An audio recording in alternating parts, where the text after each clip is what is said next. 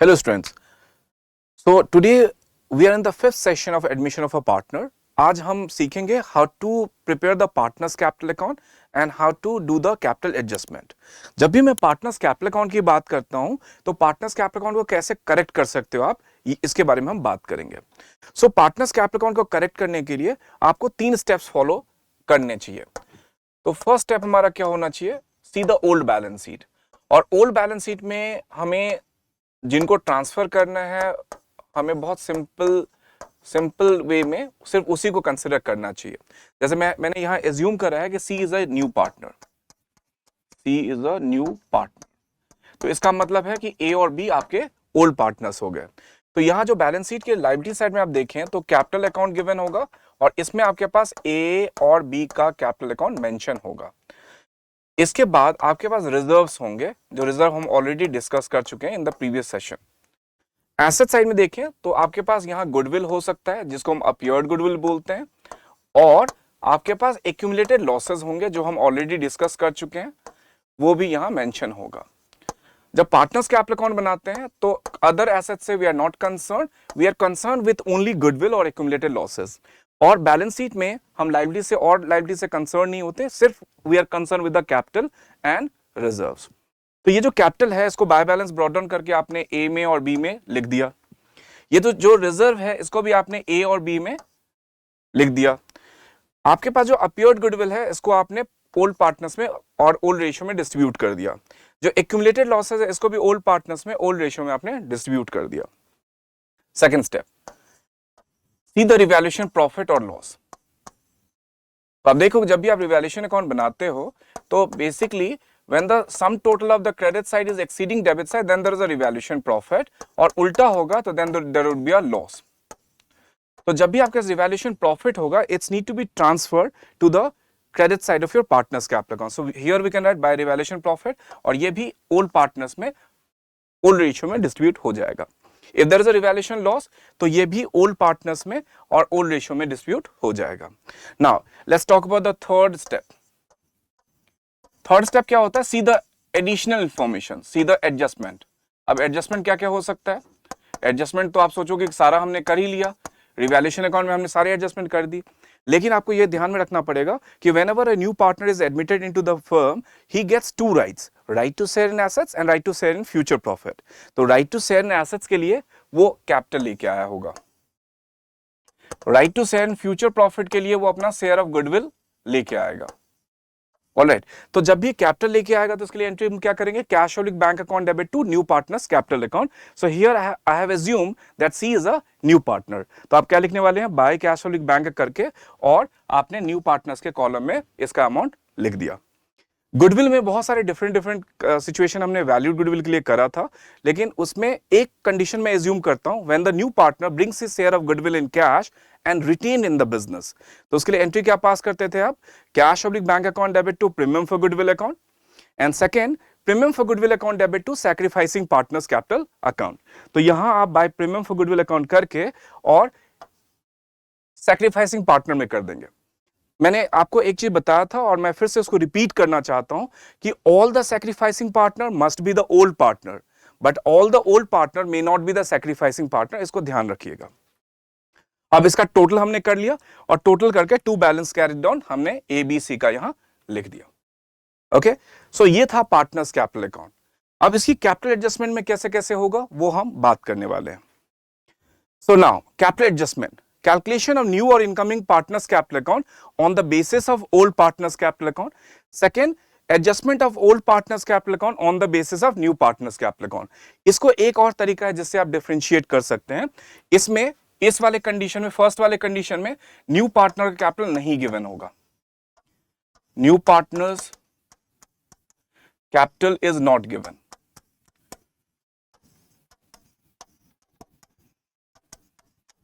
और इस वाले पार्ट में new partners capital is given.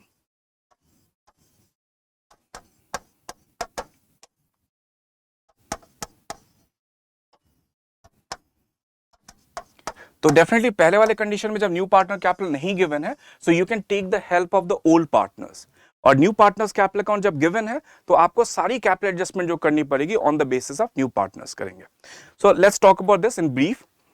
पहला है कैलकुलेशन ऑफ न्यू पार्टनर्स और incoming partners capital account on the basis of old partners capital account. और इसमें आपको जैसे मैंने बताया कि when the new partner capital is not given.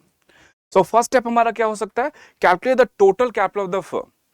सो जब भी आप कैलकुलेट करते हैं तो इसके लिए आपको क्लोजिंग कंबाइंड कैपिटल निकालना पड़ेगा into reciprocal of the remaining share of the old partners. Second step होगा कि आपका आ गया total capital of the firm and second step होगा find the capital of the new partner. So total capital into new partner share of profit से आप निकाल सकते हो.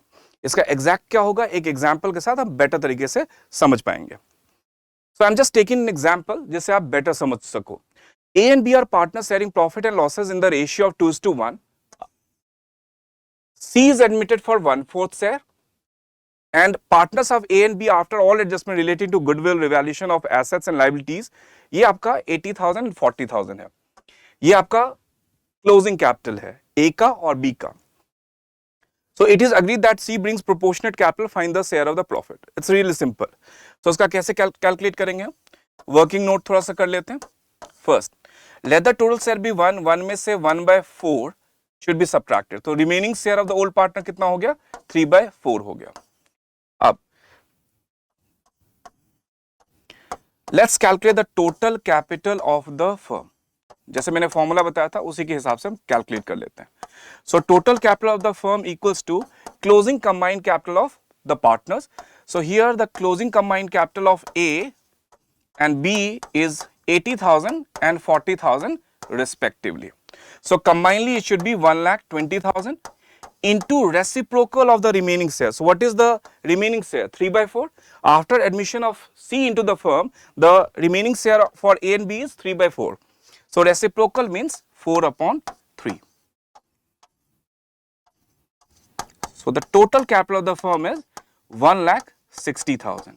Now it is very easy to calculate the C share of profit, C share of capital, because he is coming for 1/4 share. So C's capital, C share of capital equals to 1/4 of the total capital of the firm. So that should be how much? 40,000.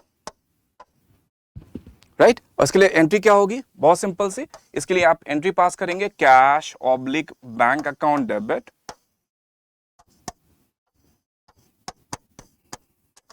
40,000 to C's capital account.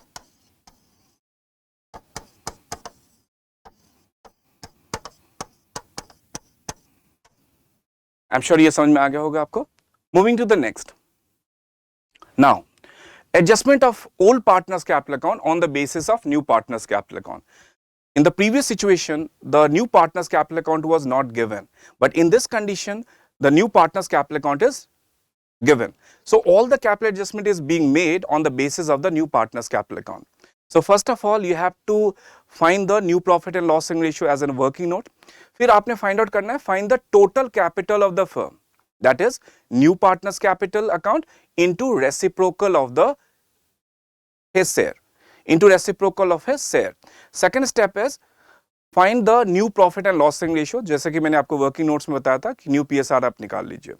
Third step होगा distribute the total capital between all the partners including the new partner in their new profit and loss sharing ratio. Right उसके बाद difference आ सकते हैं because आप जब post करेंगे तो आप इसको डेबिट साइड में पोस्ट करेंगे पार्टनर्स कैपिटल अकाउंट के कि while comparing the credit side with the debit side, credit side को नॉर्मली हम अवेलेबल कैपिटल बोलते हैं और डेबिट साइड को हम नॉर्मली रिक्वायर्ड कैपिटल बोलते हैं.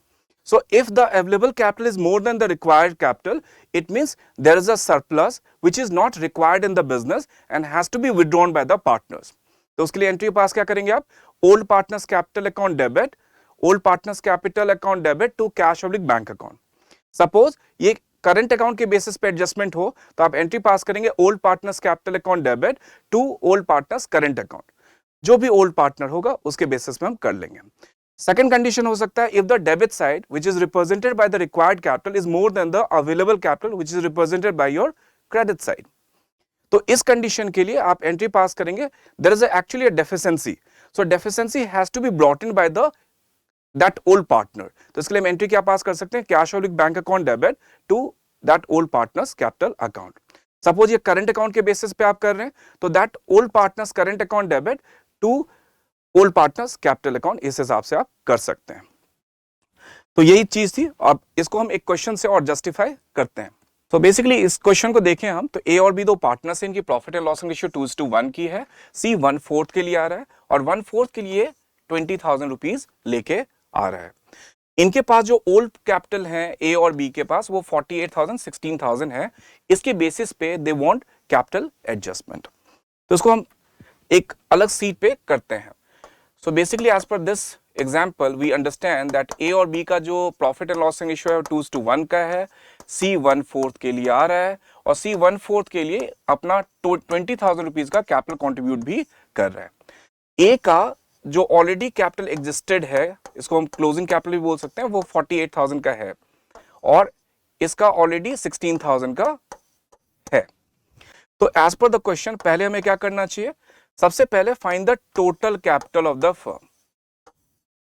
इसके लिए मैंने क्या बताया था आपको, new partners capital into reciprocal of his share.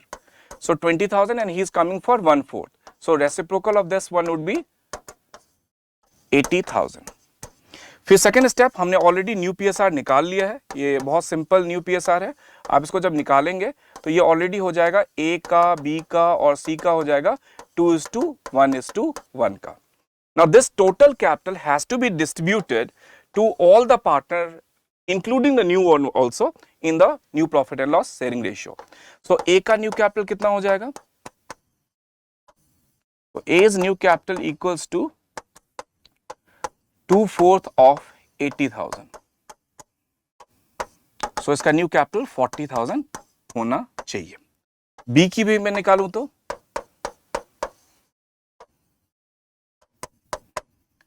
so that would be 1/4 of 80,000. तो इसका होना चाहिए 20,000। सी का ऑलरेडी इसके बेसिस पे हो रहा है, फिर भी निकाल लेते हैं, तो इसका 20,000 आना ही है। अब आप देखो,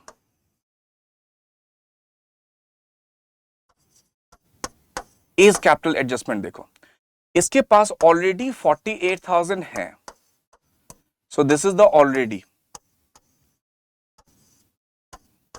कैपिटल इसके पास कितने 48,000 की है और रिक्वायर्ड कितने का है। ऑलरेडी को जब मैं बता रहा हूं, ये आपका अवेलेबल अमाउंट है। एक्चुअली ये आपके पास अवेलेबिलिटी है 48,000 की, लेकिन रिक्वायर्ड कितना है बिजनेस में, रिक्वायर्ड है सिर्फ 40,000 का। इसका मतलब है कि availability is greater than requirement, तो ये 8,000 विड्रू कर सकता है। ऑलराइट, बी का हम देख लेते हैं। बी के पास ऑलरेडी कितना है 16,000, अवेलेबिलिटी 16,000 की है, लेकिन रिक्वायरमेंट 20,000 की है। So here you find requirement is more than the availability. So ये 4,000 का जो डेफिशिएंसी है has to be borne by B. तो इसके लिए आप एंट्री क्या पास करोगे ए के लिए, पहला मैं ए के लिए करता हूं, तो ए के लिए क्या करोगे आप, तो इसके लिए आप एंट्री पास कर सकते हो as capital account debit to cash oblique bank account.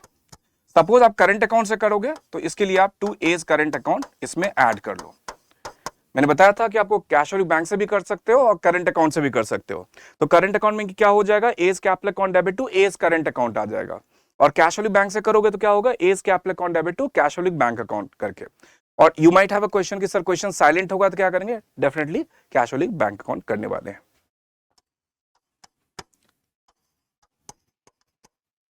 ये एक्सेस 8,000 हमने ए को रिफंड कर दिया। और बी की मैं बात करूं तो बी के पास शॉर्टेज कितने की है 4,000 की है, तो he has to brought this shortage.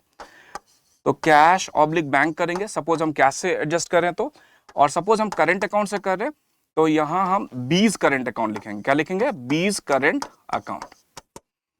सो बीज करंट अकाउंट डेबिट, और ये अमाउंट कितना हो जाएगा हमारा 4,000 का हो जाएगा, to B's capital account, to B's capital account, और ये भी 4,000 का हो जाएगा। So this was the adjustment जो हमने आज बात करी है। बेसिकली पार्टनर्स कैपिटल अकाउंट को कैसे करेक्ट करते हैं ये बहुत इंपॉर्टेंट है। उसके बाद कैपिटल एडजस्टमेंट दो जो बेसिस होती है, on the basis of the old partners on the basis of the new partner, वो हमने डिस्कस करा एक एग्जाम्पल के साथ। सीयूटी में सबसे इंपॉर्टेंट है आपके कॉन्सेप्ट, और किसी भी एग्जाम के लिए सबसे इंपॉर्टेंट है आपके कॉन्सेप्ट। तो हम अभी कॉन्सेप्ट को डेप्थ में ऐसे ही करते रहेंगे, उसके बाद हम इस कॉन्सेप्ट के एमसीक्यू और बहुत सारे डिफरेंट प्रैक्टिसेस आपके लिए लाते रहेंगे। Thank you so much.